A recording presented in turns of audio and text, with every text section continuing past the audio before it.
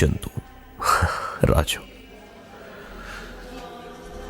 చూడ్డానికి చిన్నపిల్లల్లా ఉన్నారు, కానీ పెద్ద పెద్ద పనులు చేస్తున్నారు.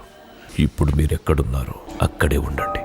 ఇంతకు మించి ఒక్క మెట్టు ఎదగాలని చూసిన పందిని కాల్చినట్టు కాల్చి పారేస్తాను. ఏమన్నాడు? హే, నీకేమైనా క్రాకా? మళ్ళీ మళ్ళీ అదే తలుచుకుంటున్నావు? పందిని చంపినట్టు చంపుతాడా? పందిని చంపినట్టా? ఇప్పుడేంటి, వాణ్ణి ఎత్తుకొచ్చేద్దామా? వాడేమన్నా కమిషనర్ కూతురు అనుకున్నావా, లేదా జేకే అనుకున్నావా? నువ్వు అనుకున్నట్టు కాదు, హై లెవెల్. అది ఎంత పెద్ద కోట. ఏ వాడిని ఎత్తుకొచ్చేసావా?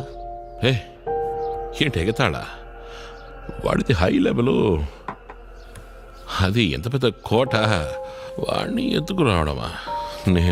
నువ్వు ఎత్తుకొచ్చేసావు కదా, వాడిని ఎత్తుకొచ్చేసావు కదా? చెప్పు చెప్పు రాజు, వాడిని ఎత్తుకొచ్చేసావు కదా? చెప్పు రాజు, వాడిని ఎత్తుకొచ్చేసావు అవునా?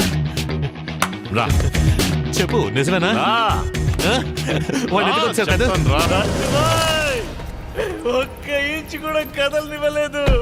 అండర్ వరల్డ్ డాన్ ని ఎలా అండర్వేర్ తో కూర్చోబెట్టానో చూసావా? అద్దరు కొట్టేసావు మావా.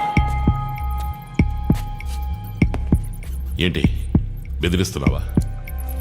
బాంబే నీకేనని ఎవరైనా రాసిచ్చారా? ఇక్కడి సముద్రం నీకు మాత్రమే సొంతమా?